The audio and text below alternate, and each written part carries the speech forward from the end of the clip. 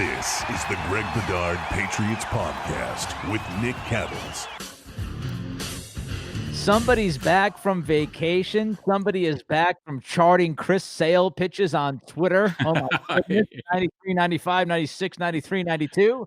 His name is Greg Bedard, and this is the Greg Bedard Patriots Podcast with Nick Cattles. Before we get into the football, Greg, and of course, it is here. First practice tomorrow. How was the vacay? You feeling nice, relaxed, energized, ready to go?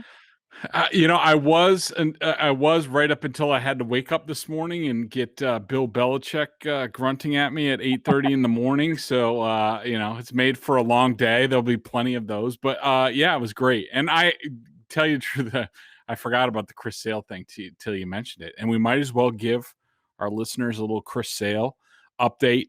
For those that don't know, baseball is actually my sport. I went to Rutgers. I played baseball. I coach softball and baseball a lot now. And so I love the game and getting out there. It was great. On the way up to Maine, where we were going in Maine, Chris Sale had to start. So we stopped off, and the Portland Sea Dogs, the people there were terrific with us.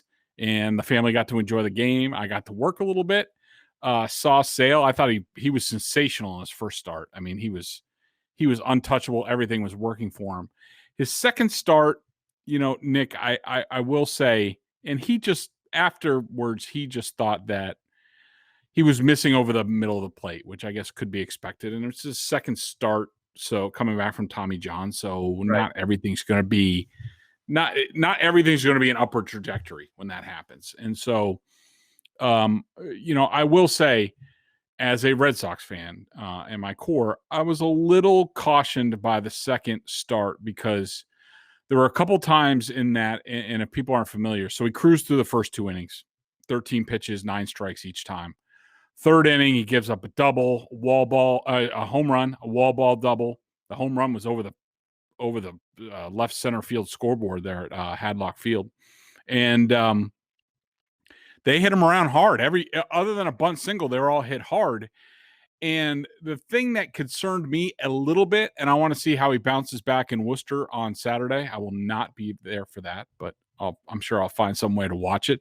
When he was trying for that jam in the third, and they had first and third. Did we just lose me? No, I hear you. Okay. There's something happened with my camera, so sorry for dealing with that. But anyways, so while a listener, when he was trying to get out of that jam, a couple times you could tell he really tried to gas it up. In his first start, he touched 98 a couple times. He was 96, 97 consistently. This time it was only like 93, 94, 95. And when he was trying to get out of that jam, he really could only get up to 94, and he was having a tough time. But so I was a little cautious about that. But other than that, he was in good spirits. He looks like he's going to help the club, and it looks like it's going to be perfect timing. Interesting next couple of days for the Red Sox, obviously. Friday is the trading deadline. They've been linked with Max Scherzer. They've been linked with Anthony Rizzo. So some big names out there. We'll see what Chaim Bloom does. And, hey, listen, I think he's playing with house money. I don't know how many people expected. Before the season, began, I said 85 wins, and I had people tweeting at me that I was crazy to say 85 wins. And so, I think this team is better than anybody expected. They're a lot of fun to watch. I mean, they're the antithesis of last year. I was working at EEI last year doing some late nights. Of course, the only year I did late nights at EEI, I get stuck with a terrible Red Sox team. And as soon as I leave, whammo, they're a lot of fun to watch, and they're winning baseball games. So hopefully that continues. All right, let's get into the football. Training camp, as I said, is here. First practice is tomorrow. You sat back. You listened to Bill Belichick drone at you today, as you said. But he was asked about the quarterback position. Have a feeling he's going to be asked about the quarterback position every single day he stands up there at the podium. Did he signal a competition today, Greg, at that quarterback position? A little bit, Nick. I think a lot of people might have gone a little bit overboard with it, but you got to look at a couple of facts. Number one, Bill Belichick didn't mention one player by name during his press conference, and I think that's by design. I think it's it's all centered about the team. It's all about the team. And I also went back and I looked at his comments from last year, and look, Cam was new to the organization, but Bill had very similar comments back then. But I do think, he brought up a clean slate a bunch of times. I mean, to me, Nick, I don't know how you view it, but the only guy who needs a clean slate really on this team, that's going to be a major factor, could be a major factor, is Cam Newton. Yeah. Because the second half of the season was bad. And so now they bring in all this talent, second year in the system, knock on wood, no COVID for him, all that stuff. And so to me, I think he was signaling like Cam's got a clean slate. And so, we're starting back at zero with everybody, but you guys might think that he stunk up the joint last year, but me, Bill Belichick, I don't even know about last season. I don't know what you're talking about, because he's got a clean slate and we're going to go. And I think, to me, Nick, I think I haven't really changed on where we've been this offseason. I think that Cam is probably at least 1A entering camp with Mac as a 1B. And then we'll sort of see how it goes. I mean, look, the first week is not going to be very competitive. And Bill even said today, well, we're not going to be in pads for several days. So they start on Wednesday. First 2 days are in helmets. Friday and Saturday are in shells. They have to have a day off on Sunday. Pads going on Monday. That's when the competition starts. So the next few days are going to be a refresher for everybody. Cam better be on point with all that stuff. Make sure Mac's not too far ahead of him, because everybody's going to hit the ground running on Monday. And I say the scoreboard starts on Monday. Yeah, I mean, looking at this competition, and I do think it is a competition, I expect Mac Jones to be the starting quarterback at some point this year. I'm just trying to figure out when that's going to be, and it's probably up to Mac. I don't think Belichick will choose politics over play. He didn't do that with Brady and Bledsoe. Yep. He doesn't do the PR thing, right? He didn't do it in Cleveland with Kozar. He got killed for that. He's not worried about those kinds of decisions and how they are read by the fans. He let Brady walk. Obviously, it backfired last year, but he's not worried about PR. If Mac Jones outplays Cam, I think he gets the gig. I think that he has to outplay him by a decent amount, though. I think if it's close, then you probably see Cam start the season, and then maybe you revisit that week after week, or maybe you wait until after week 4 against Brady and the Buccaneers. But I do think, listen, there's no need to rush Mac Jones early on. If Cam is playing well enough to start, then he starts. And then if he starts to fail, if he starts to fall apart, at least you have somebody, hopefully, fingers crossed, you can go to and say, well, now the future is happening. Like, the future is now. We're handing the keys to Mac. We gave Cam a shot. He played well enough at camp. He played well enough in the preseason to start the season. The guys were behind him, and it was his opportunity, and he failed. And now his NFL career as a starting quarterback is probably over. But I do think Mac at some point plays, because I'm with you, Greg. Whether it's week 1, week 5, week 10, inevitably, I just can't see Cam consistently playing at a high enough level to keep Mac Jones from taking the gig. If Jones plays up to par, if he's able to show us even more glimpses than he showed us at mandatory minicamp, I think he's good enough. And I think he fits with this offense better. And I think he can run the offense better. So inevitably that will happen. Let's talk about the crowded PUP list. A bunch of names. I'll quickly run through them, and then you can pick some of the names that jump out to you the most. We've got Kyle Van Noy, Trent Brown, Stephon Gilmore obviously is on there. That's no surprise. Chase Winovich is on there. Somewhat of a surprise, Jarrett Stidham. That kind of came out of nowhere.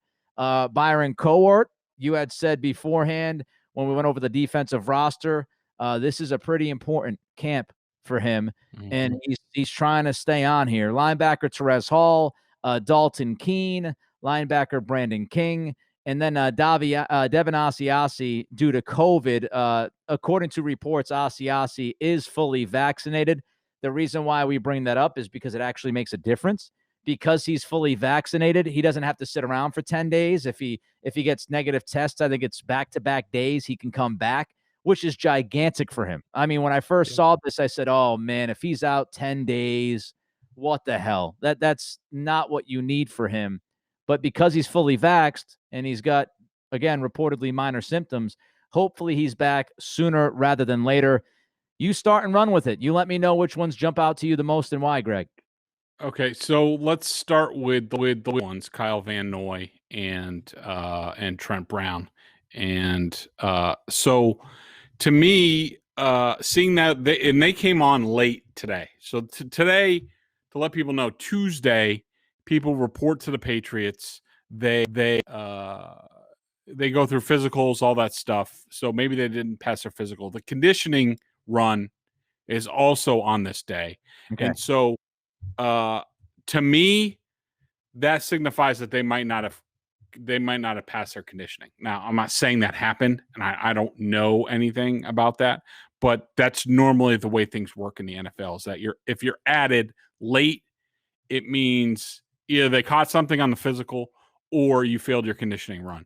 So they could clear tomorrow morning. Well, I think Kyle Van Noy has a better chance than Trent Brown, but we'll have to see. Winovich, a little bit surprising because he missed the offseason, and so what's he dealing with? Stidham, yes, big surprise. I don't know what he's dealing with. It's concerning, and I'll just say this, and you mentioned it, and we'll also deal with the rookies that are on the NFI list. We knew McGrone and Bledsoe, they were hurt when the Patriots drafted them. Right. But Rhamondre Stevenson, the running back, he was out there in practices. He might have missed something towards the end, mini camps, things like that. But, you lump Jarrett Stidham, Cowart, Keene, Devin Asiasi, even if he gets out there.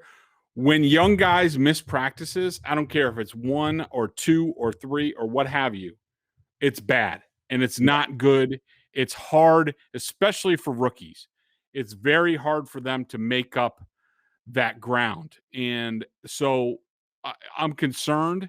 And frankly, Nick, when I was, putting our rundown together, I'm a little bit bummed that, a lot of these guys are not going to be out there. I was looking forward to, what's happening on edge with, Chase Winovich and Kyle Van Noy and all these guys. And now, 2 of them are already out, at least for a certain amount of time.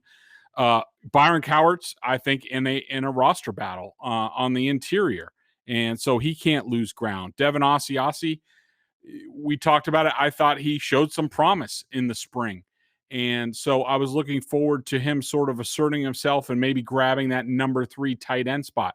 Dalton Keene, we talked about him at length a few podcasts ago, where I'm just like, if they have 2 tight ends, how many fullbacks are they going to keep? Is he really a tight end? What are they going to do? This is not going to help. You have your 2 third-round rookies from a year ago who got off to very slow starts, and now they're off to slow starts in this camp. So I'm disappointed because I was looking forward to seeing a Patriots team that was at full go with everybody. They have a lot of ground to cover. They have a lot of gelling to do if they really want to be a really good football team this year. And a lot of that stuff, David Andrews talked about it today. The camaraderie in camp is the biggest thing, and learning your teammates. And they have a lot of new teammates. This is uncharted waters for the Patriots, in that they have to acclimate not only rookies, but a bunch of veterans into what they're doing. And so the quicker everybody can be on the field, the better. I'm still very optimistic about this season, but having these guys still sort of in the stall as they're starting camp is mildly concerning to me. Well, Trent Brown is somewhat of a concern because of his history, and we've mentioned that a few times. You've been all over that. Is he going to be in shape? Can he stay in shape? We know that when everybody left the facility after minicamp, Brown stayed. So is he not in shape? Is it another issue? Is it a tweak? We don't know, but he is a guy that, again, he's got a history that might lead you to some questioning whether or not he'll be ready, which would be a problem to me. Dalton Keene is also one that sticks out to me, as you mentioned, because this is a big, big, big season for him, and he's got to prove himself. And the same goes for Asiasi. I mean, I say less about Asiasi because I don't know the situation. He obviously got COVID. Again, he's fully vaccinated. So I don't know what happened there. Hopefully he's back sooner rather than later. But the last thing you wanted to see was, these 2 young tight ends who did not have a chance at a preseason last year. And we've said this throughout the offseason, right? At least for me, when I look at the rookies from last year, they get a pass. And I know some people don't agree with that. I know some people say, oh, you can't. I give them a pass because of the circumstances. I said, I'm not going to bury a rookie last year given COVID and everything that was going on. But they needed to show themselves, as a developing entity for this roster so they could make the roster. And if you're getting off to that slow start this preseason, it's just not great. So hopefully Asiasi gets those negative tests and he's back quickly. And hopefully it's nothing serious with Keene and he can come back as well. As far as Rhamondre Stevenson, your thoughts on him, Greg? I know some people were saying it was going to be pretty much a redshirt season for him anyway. I don't think you necessarily bought that from the jump, but could this be what we're seeing, or is this kind of an unexpected snafu in this dude's rookie season? Yeah, I think it's a little bit of a surprise, Nick. I do think that, look, the running backs around here as rookies, they typically don't play. So you could certainly say that he was headed for a redshirt year. But I think the possibility was that if he popped, if he was a good player and he looked like that he could take a lot of snaps, should Damian Harris go down, then maybe it makes Sony Michel expendable, who's going into his final year. They did not pick up his fifth-year option. Of course, the Rams suffered a big injury with Cam Akers tearing his Achilles, so people naturally were like, oh, Bill should be on the phone, and Sony Michel. They have guys that they can, plenty of good backs there, but the only way Sony Michel, in my mind, becomes expendable is if a guy like Stevenson steps up. And Bill even mentioned it today. He's like, sometimes you have guys who start fast and fizzle. Sometimes you have guys who start slow and then, build their play throughout camp.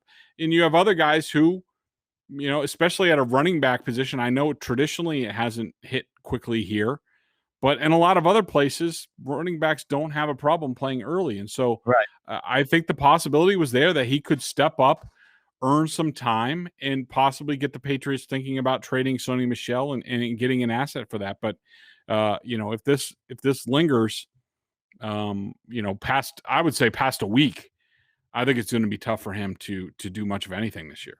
Yeah, I would say if there's one room that you might be able to survive without, somebody being a part of it for a week or so, it would be running back. I think they've got some depth there. Of course, that counts on both guys that have always kind of been dinged up a little bit, right? Damian Harris has had his issues. We know Sony Michel. But if those two guys are healthy, you've got James White, you've got J.J. Taylor, you've got Brandon Bolden. I still feel pretty good about that spot. I'd be more concerned about the depth behind the tight ends, especially given Jonnu Smith, who missed mandatory minicamp, and Hunter Henry's, history. I think Dalton Keene and Asiasi, again, pretty big there. Back to the football, Greg, we look at the wide receiver position. Mike Thomas's injury down in New Orleans, I immediately thought, hey, well, that's a team that Belichick might be able to call, or maybe Sean Payton calls his buddy Bill and says, hey, different Patriot. What's going on at wide receiver, and what's up, especially with Harry? I mean, we haven't heard anything. There was the request via social media. We talked about it, and then we found out that Harry would show up to camp. Not surprising, of course. He has to show up to camp. But what's going on? I mean, it's been pretty silent since that request from his agent, Greg. Man, how about you're thinking about a Patriots receiver to New Orleans. Little did you know it was going to be Chris Hogan. Yes. Who can't decide is he a lacrosse player or football player or what? How long was the lacrosse career? Was it 2 months? Was that it? He tried it and said, all right, it's not working out. He got traded, didn't he? He started with the Boston Cannons, and then he got dealt, and then all of a sudden 3 weeks later he's signing with the Saints. I don't know whose career was longer, Jonas Gray as a starter or lead back for the Patriots or Chris Hogan as a professional lacrosse player, but yeah, that was a little blow. So yeah, I mean, I just love Belichick today. He was asked about it, and he just basically flicked the N'Keal Harry trade request. Of course, even with Stephon Gilmore, we don't talk contracts and blah blah blah.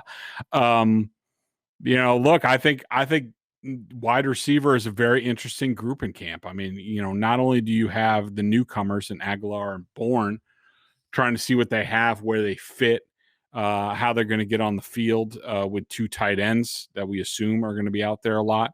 But you also have Jacoby Myers and N'Keal Harry. And I will be keeping a close eye on N'Keal Harry during camp just to see if, after this trade request, because this is virtually unprecedented with the Patriots that a player who has accomplished so little has gone public to demand a trade from the Patriots. And as an added bonus, his agent basically pointed the finger at the Patriots on why he wasn't getting enough chances. So it'll be interesting to see how the quarterbacks, how the fellow receivers, how Mick Lombardi, the receivers coach, how Josh McDaniels and Bill Belichick all react to N'Keal Harry. But look, Nick, I'm still in the same place. I still, like I said before, I'm disappointed in N'Keal because I still think there is a good football in that body, and he's just got to give it. This was going to be his one good go. We've talked about all the built-in excuses that he's had, and he had a chance. I still think that chance is there. And so maybe, I don't know, maybe his agent knows his client and sort of lights a fire under him. I don't know, but it will certainly be something that we'll be monitoring throughout camp. I'm interested in N'Keal Harry for obvious reasons. You mentioned them. The other guy I'm interested in a lot is Bourne. Like, I want to see who he is, what he is out there. I've seen him play for San Francisco. I've seen him play a decent amount. But San Francisco is a pretty tough place. They spread the football around. They run the football a ton. As we know, they didn't always trust Jimmy Garoppolo, even though, again, Shanahan and company named Garoppolo the starting quarterback for the season today. Whether that lasts or not, who knows? Trey Lance, not signed yet. Zach Wilson, not signed yet. Nobody's talking about it. 2 of the top 3 picks, not in camp yet. We'll see how that works out for those teams. But Bourne interests me. Like, I know what Aguilar is. I know who he is. I've seen him play. I know what he can do and what he can't do, and I'm ready for that. I've seen Jonnu Smith play a ton. Hunter. I'm kind of just interested in Bourne, and I've read a lot of good things about him. Seems like he could be an under the radar kind of guy. So he piques my interest. Let's see what happens with him. Speaking of the new guys, how fast do they get up to speed? I mean, this free agency period, we went through it. I said during my time on WEEI that, you look back to 2020, and I think Patriots fans wouldn't necessarily mind if 2020 ends up being a speed bump and not a crater. That the car that was driven by Belichick just fell into the crater, and that was that. And I think, the first thing Belichick had to do was be aggressive, understand that the roster needed retooling, and take advantage of opportunity. He did that. I mean, I don't have any complaints about this offseason. I really don't. Is it going to work? I don't know. What it depends on, first and foremost, these guys figuring out what they have to do and getting up to speed. Your thoughts on that, Greg? Yeah, I think this is another one of those areas. People always ask me, like, Greg, what are you going to be watching in camp? How do you prioritize what's going on, players on 2 fields, things like that? And, look, it's not easy. I'm still trying to figure out how I'm going to deal, because the quarterbacks are so important, because 7-on-7s usually go on at the same time that the 1-on-1 pass blocking drills go on. And everybody knows how much I love those pass blocking drills. And I basically I take notes, and then I roll around in those notes once it's over. Get you going. I gotta get a little dirt going on, on my chest and things like that. I got to get ready for it. And so that's going to be tough. But one of the things I will be watching is, and I'll probably rotate every day with a couple of guys. You can't see everybody every day. It's impossible. But out of the new guys, there will be, a 2 or 3 that I watch every single day that I'm looking for the little things. Are they running the right routes? Are they having to be corrected? Are people showing frustration with them? Are they frustrated?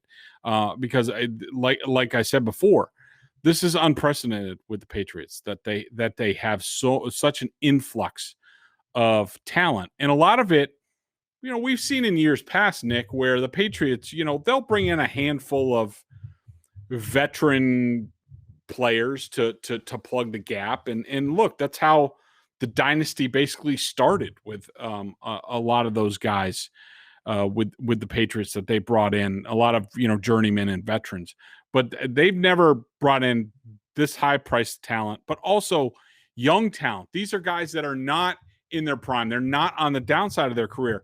The Patriots are betting that they're on the upswing, that they got them before they hit their prime. Right. And they paid prime numbers for Aguilar, the tight ends.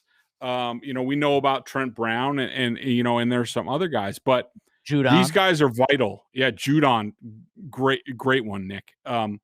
These guys are vital to what the Patriots are going to do, and so they need to get up to speed. It's not guaranteed for a lot of these guys, and so the faster they get acclimated and really play fast, and that's the big thing. There's knowing what's going on, and there's playing fast, where you don't have to think about things. That with the Patriots on defense and on offense, especially, that's where newcomers have an issue.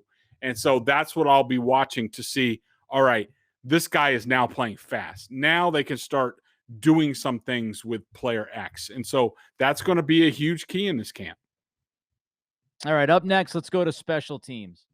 I know everybody's pumped about this. If my guy Adam Jones ever listens to this podcast, which he probably doesn't, but if he does listen, he knows special teams. He'll be going crazy right now. He loves that.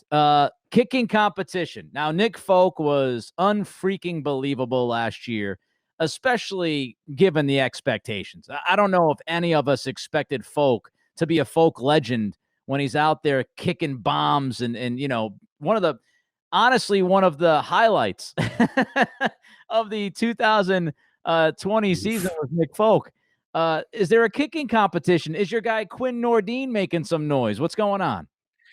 I don't know. I know a lot of people are trying to push that narrative, and who knows? But I have a hard time seeing it. I mean, you're talking about a guy in Nordine who was very up and down at Michigan and was not reliable. And look, Folk was awesome last year, as you said.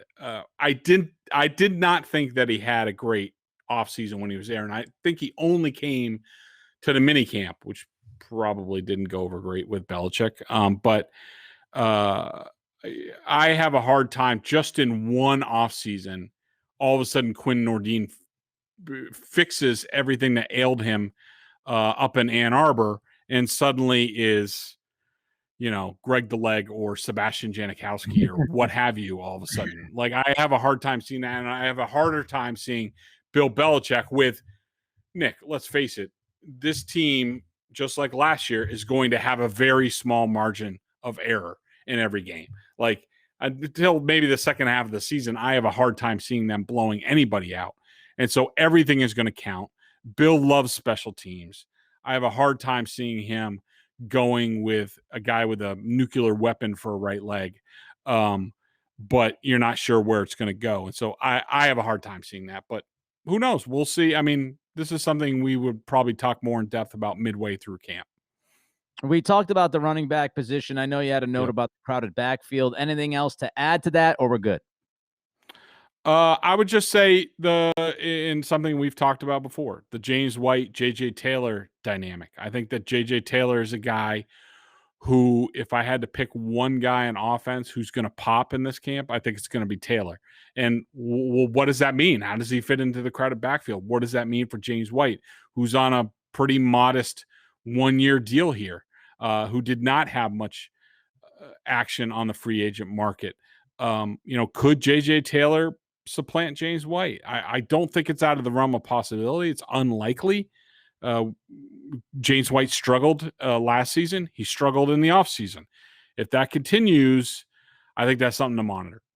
Yeah, and I think, listen, we all love James White. And I had tweeted last year, right after the season was over, I said he went through a lot of crap last year. And people said, oh, crap. And I'm like, yeah, crap.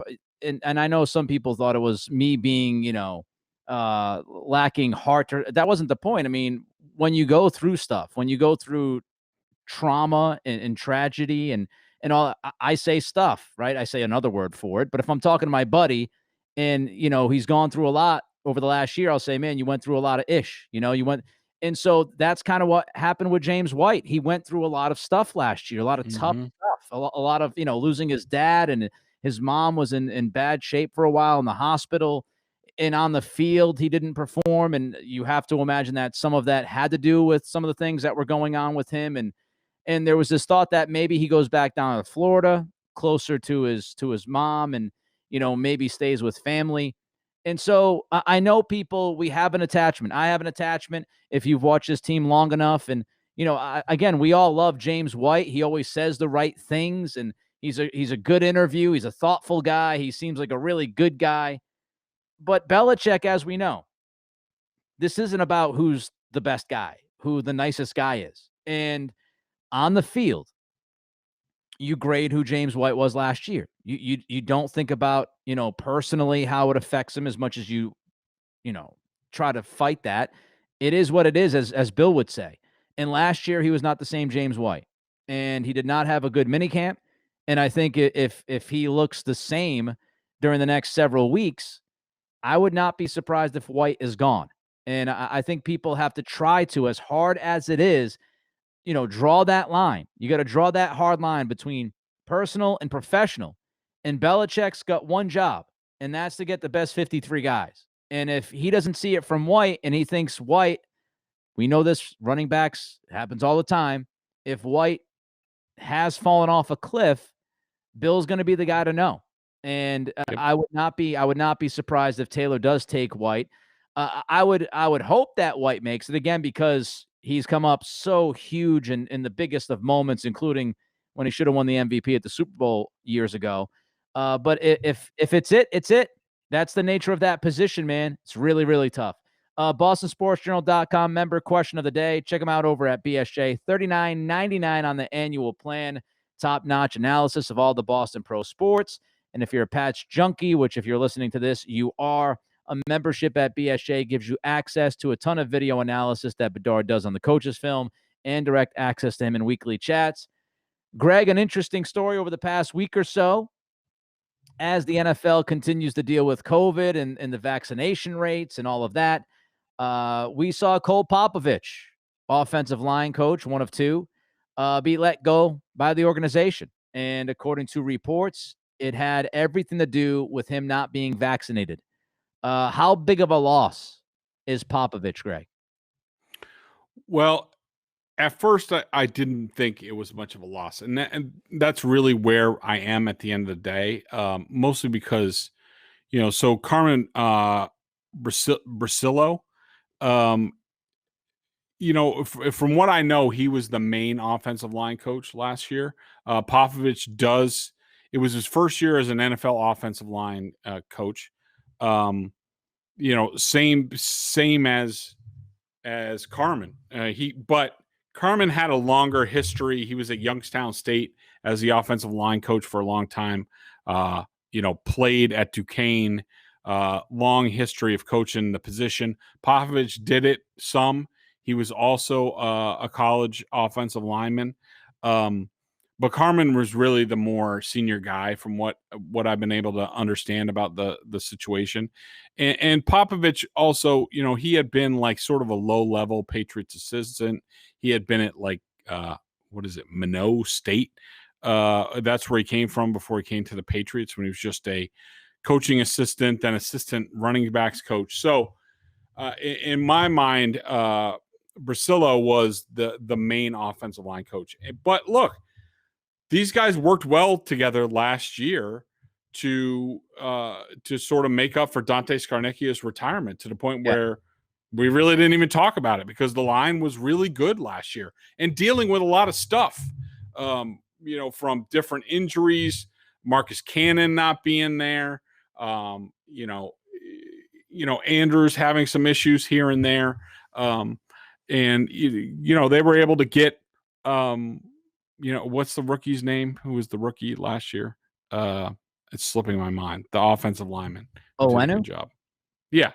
To get Mike Owenu up to speed to the point where you could make arguments that he should have gotten votes for offensive rookie of the year as a 6th-round pick. I mean, that was tremendous. So those guys did a tremendous job, and they did it working together. And now it's just one. Maybe I assume they're going to have somebody help out I'm sure there are other offensive assistants that can help out with that if needed.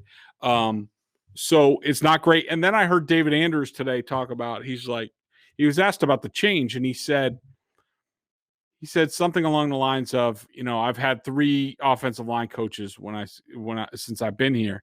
And he said, well, now 4. Okay. So, did he view Popovich as more of the offensive line coach? Maybe Popovich took the interior guys and Russillo, dealt with the tackles more. I don't know how that went, but I don't think it's significant. The Patriots know what they're doing. It's a veteran group now. Not a lot of green guys. They have Ted Karras coming back, he's probably going to help out coaching the line, for crying out loud. How many times he's been here and how smart he is. He would be a great coach down the line. Now that I say it out loud. So I don't think it's a huge deal. It's not great, but if you're asking me, do I expect the offensive line to take a step back because Cole Popovich isn't there anymore? No, that's not happening. I think this group is going to be outstanding. I think it's going to be one of the best in the league. And I'm more worried about the quarterbacks getting the protections and diagnosing things more to make sure the offense is working right than the play of the offensive line. This offensive line should be a top 5 offensive line in football this year if they're healthy. And I agree with you. I don't think Cole Popovich is the difference between that happening and not happening. I can't imagine that being the case with as much talent as they have.